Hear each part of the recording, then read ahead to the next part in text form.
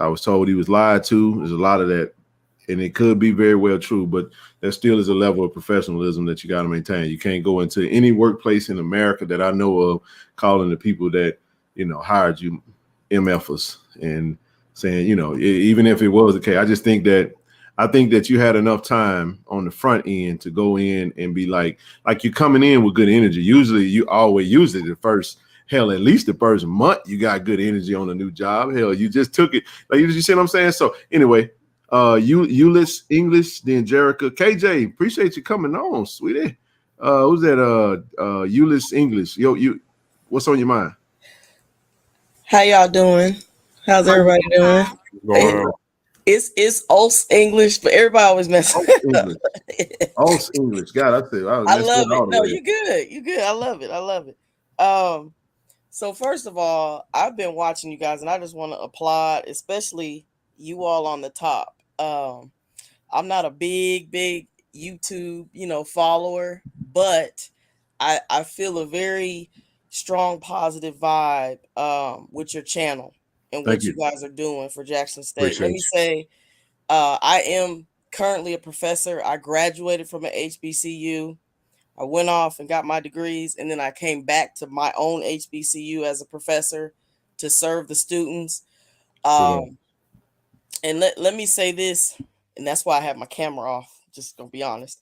But let me say this about why I feel like there's a connection between what you guys are doing and then, kind of speaking on what happened with Reed. When you work, and I'm just giving my perspective as someone who has to work as a liaison between the students and the administration. We are smack dab in the middle of both. And, I probably would say I advocate more on the student side, because one of the things that happens when you work at any college is you make a decision. Oftentimes when you go over to the administrative side, you somewhat lose a connection with the students. And so a lot of us make that decision. Do we want to stay in the classroom and work directly with the students and advocate for them? Or some of us choose to go on ahead and work in the administration. What is unique about JSU, that I was able, and my husband and I are both graduates from HBCUs. What's unique about JSU that drew me into you all isn't so much just about the football. And people have said this, it's the family environment. And I'll give you a good example. My brother and I went for the first time. He also graduated from an HBCU. We went to the Celebration Bowl. And when I tell you it was like a family reunion, to see all of these colleges come together and have a good time. Yes. It was incredible. Incredible. We were sitting next to people that went to schools in North Carolina. We saw people from schools in Florida. Like, it was a big family thing. And when you think about the conversation that's happening now about how you keep moving forward and trying to quote unquote be agents of change, there is a right and a wrong way. There are multiple ways to do things, of course, and we all have our opinions. But at the end of the day, nothing is perfect. And I think that sometimes what happens is, rather you have emotions or not, I think the key word here is professionalism. And, what happened with him, and I could honestly say it's not perfect where I work. I go home, keyword home, have conversations with my husband, and then I go back in the field, as we call it. You know what I mean? You get what I'm saying? Right. So there's a lot that could and would and might be said, but at the end of the day, I think that what's unique about your channel, because I've seen a lot of channels pop up just related to all of this. Oh yeah. And it's funny to me because you even have people who are naysayers that are still monetizing the naysaying, and people don't really think, people aren't really processing, I guess, the idea of, and I'm still learning a lot about social media. I'm a little bit more old school. So at the end of the day, I'm still, learning this. But I just think that I agree with the idea that you guys are trying to put forth a plan, because honestly, I think that a lot of things that happen are because the infrastructure doesn't necessarily have a plan. Sometimes you get into a place where Facts. you see a problem and you're looking at it and you're saying, "Oh, that's bad." But then you kind of just either walk away. You can walk away from it or you can walk to it. And I Mm-hmm. just see where it seems like you guys are walking towards it, and I think that that's great, because because there can only be a means to an end if there are people that are willing to come together and plan on how we can contribute. Now, what happens after that and what moves forward, it depends on how many more people are willing to come together, because you do see where, as there, we can sit at the table and agree to disagree. Well, some people can. Let me correct myself. Right. We don't all have to think the same. We're not robots. We're not But Mhm. monolithic. at the same on the same accord, I think some of the issues that I see happening is so many people are so strongly to choose a side and Right. not really just look at how can we come together to resolve this. A little background on myself. I'm from the West Coast, and you guys mentioned this. I What grew part? up in Seattle. We do Okay. not have No. HBCUs anywhere there, but my mother did an excellent job of making sure we didn't have to go to HBCUs, but she exposed them to us, and it was our choice. My sister graduated from one.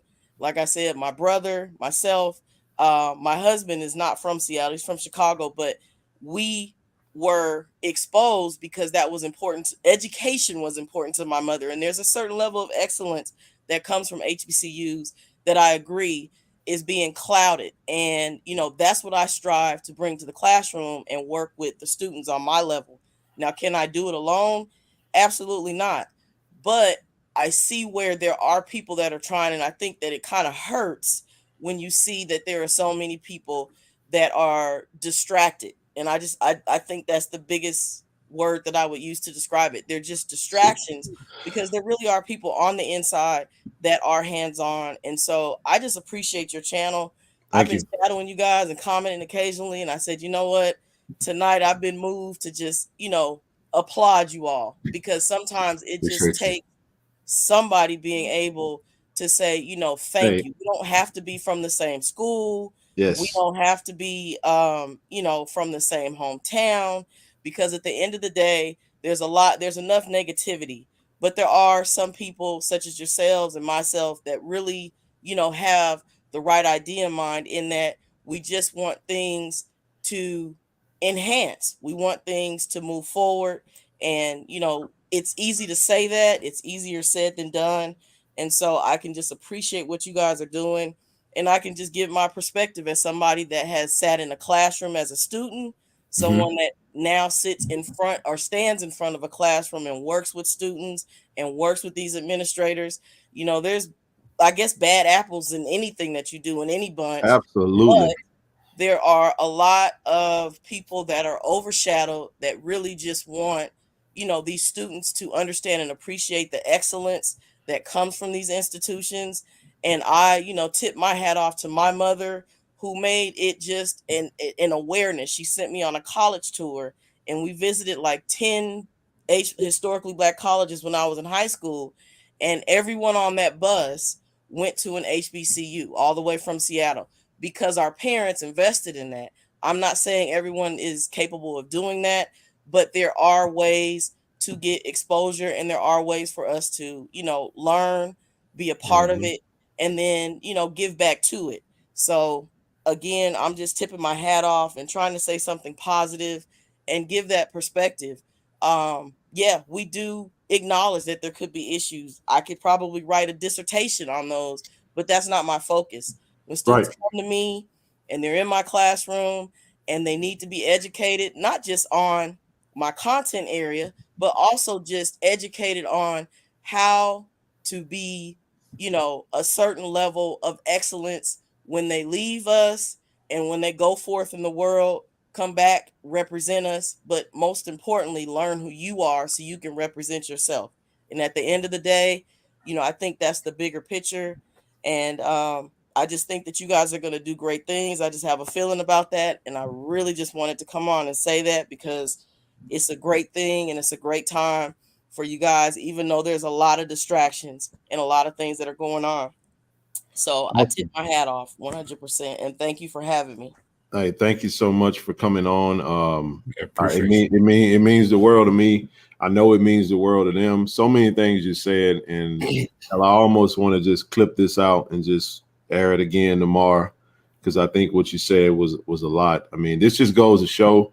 I wanted to make sure I address you because over here we just gonna do the work. We're gonna do the work. We're not doing it for clout. We're not looking. See, let me tell you something. I gotta say this because now you get me. I'm done with the foolishness. Let's get down to business for real. Jackson is a blue collar city. Okay, it's not a boule city, man. It's not one of them cities where, you got a few that exist, but it's some, man. We've had to deal with some stuff coming up in Jackson, right? And we still dealing with some stuff, right? There's a lot of opportunities for people to come together at the university. I'm talking about Jackson State, that the stipulations in front of people aren't really, everybody's not going to meet that criteria. But let me say this. Do you know the average Jackson State fan supporter is probably somebody that either didn't attend Jackson State, didn't finish Jackson State, grew up around it, mama, daddy, sister, cousin. This platform is for the truck drivers that didn't go to college. It's for the ski, you know what I'm saying, the what do you call it, the trade school family that support Jackson State, give their money, buy merch, they tailgating every weekend. And see, this is about inclusion. You know why? Because I don't care if you got a master's degree, PhD, or you got a GED. If you love Jackson State and love Jackson and you want to be a part of what we're trying to do in this movement, man, listen, we got a place for you. You get what I'm saying? And that's why we do it. It is a family. Yeah, you said it. You see it. And when we say DI love, it's really like that. And I say it like this. My love for Jackson State ain't no greater or less than the next person. I ain't special. Zoe ain't special. Rochelle, the rest of the family.